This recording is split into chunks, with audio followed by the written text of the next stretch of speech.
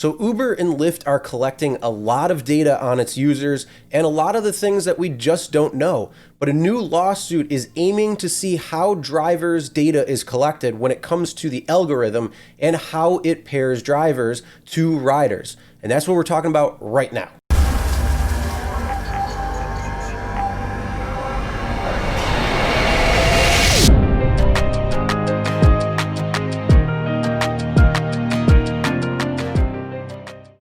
Hey everyone, Chris here from Real Rideshare Stories. If you're new to the channel and you're looking for different things within the rideshare industry, whether it's updates to what's going on, news, tips and tricks for passengers and drivers, or what actually happens on real rideshare rides, start now by hitting that subscribe button and ring the bell for notifications. Also make sure to check the description below for other helpful information and tips. So yesterday's video, I talked about how data is being collected for contact tracing, and Uber has been doing this for months, starting in 2019, before the whole COVID pandemic even began. But now drivers are looking for more uses of what their data is being collected and trying to see how the algorithm actually works when it comes to pairing drivers and riders together. Because some are saying that some of these data points and data collection points are actually hindering some of their earnings.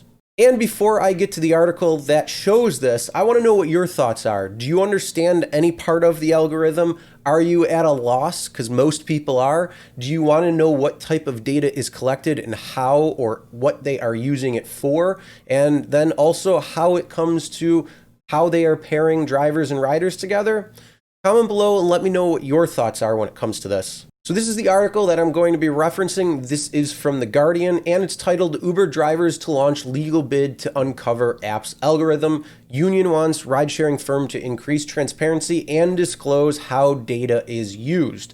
And if you want to read this article or something like this, link will be in the description below, and you can check that out. So it goes on. It says minicab drivers will launch a legal bid to uncover secret computer algorithms used by Uber to manage their work in a test case that could increase transparency for millions of gig economy workers across Europe.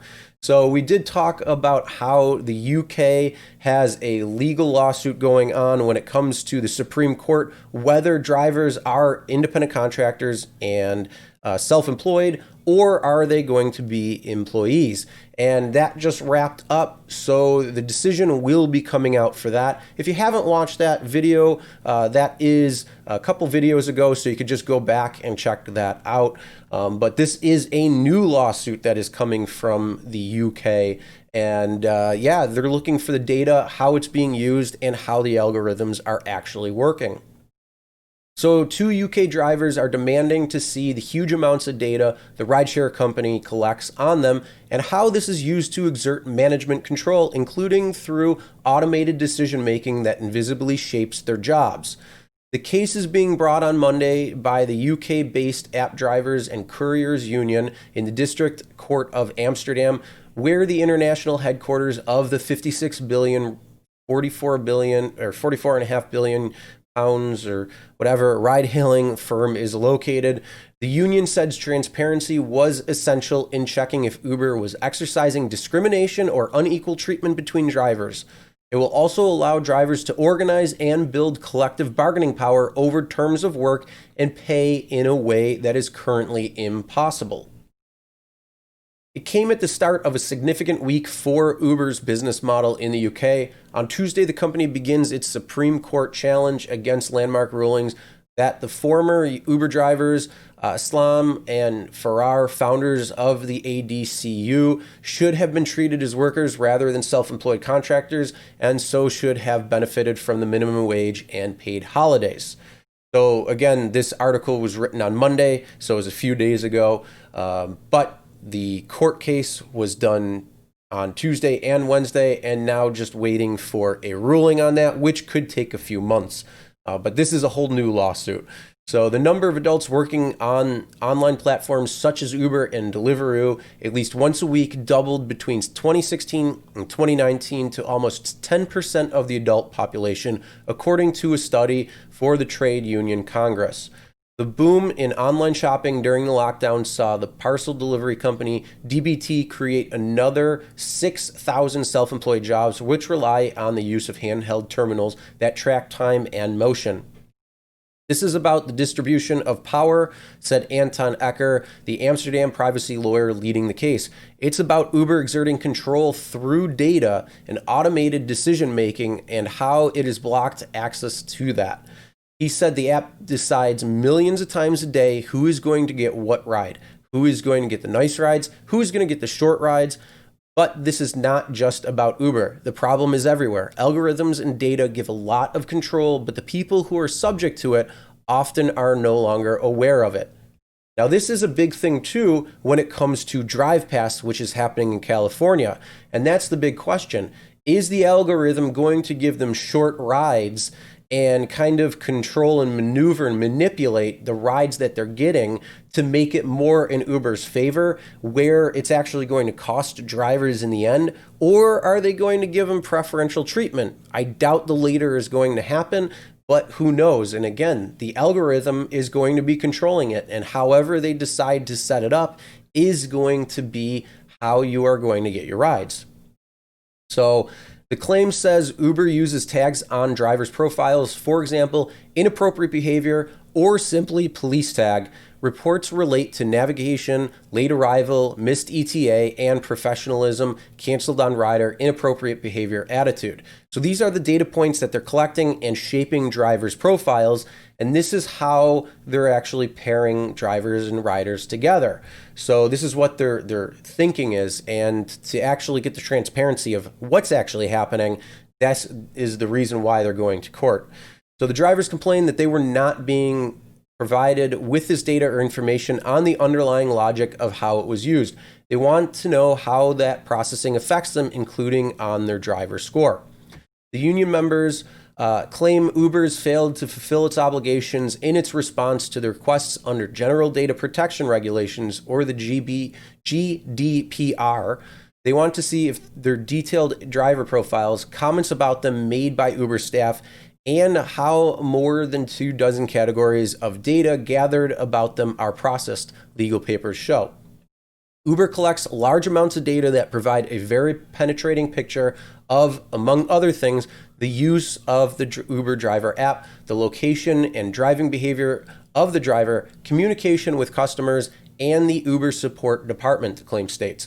It argues that under GDPR regulations, which are similar in the UK and the Netherlands, app workers have the right to access profiling data, which includes evaluations of a person's reliability, behavior, location, or movements.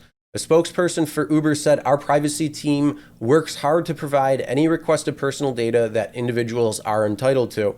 We will give explanations when we cannot provide certain data, such as when it doesn't exist or disclosing it would infringe on the rights of another person under GDPR. Under the law, individuals have the right to escalate their concerns by contacting Uber's data protection officer or their National Data Protection Authority for additional review."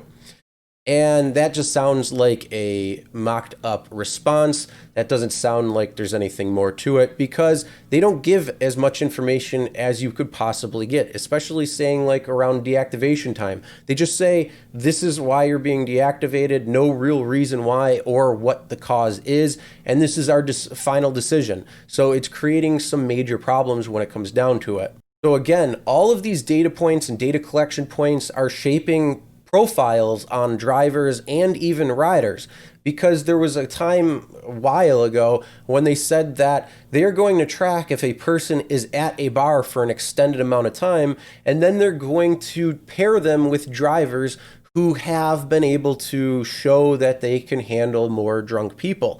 So this is something where they're able to manipulate the algorithm. And this was from a few years ago when I saw this article. So who knows how it's shaped now and what it's going to look like, and also what types of data points they're using in order to pair riders and drivers together. So if you have a low passenger rating or a low driver rating, how is that going to affect you? Also, what types of comments and things are in your driver profile that is also going to show how much you're going to earn how many rides you're going to get, what types of rides you're going to get, and so on. And then the same thing is possible for passengers. What is that going to look like? Are you going to get good drivers? Are you going to get a higher price? What is it actually going to look like when it comes down to it? So this is just starting to kind of try to get that transparency out there to see exactly what the algorithm is on the driver's side. But who knows, maybe it'll show some things about the passenger side if this court case goes through and is won. And again, what are your thoughts on this? Have you noticed any of this where you may not be getting certain rides or anything like that? Comment below, let me know. Also, one of the big things that you can test if you want to is if you decline a certain amount of trips, they'll put you in a virtual timeout, and it could be like 30 minutes where you may not get a ride request for that time because they are tagging you as not accepting rides. So they're going to put you in this timeout and give these rides to other drivers, even though they say they're going to pair it with the closest driver, at least in most areas. Then in California, it's a little different. They're going to say, well, you may not be by the closest driver, but we're going to pair you with the cheapest driver in the area. So again, you can see how they're manipulating the algorithm, but the full extent of it is really, really unknown. And hopefully with something like this is actually going to show what Uber and possibly Lyft are also doing as well. That's the end of this video, and if you like this type of content, make sure you give it a thumbs up. Also, if you're new here, make sure you hit that subscribe and ring the bell for notifications so you'll be notified every time a new video is uploaded. Also, make sure to check the description below for other helpful information and tips. And as always, never drink and drive, always tip your drivers, your delivery drivers, and your shoppers, and we'll see you next time.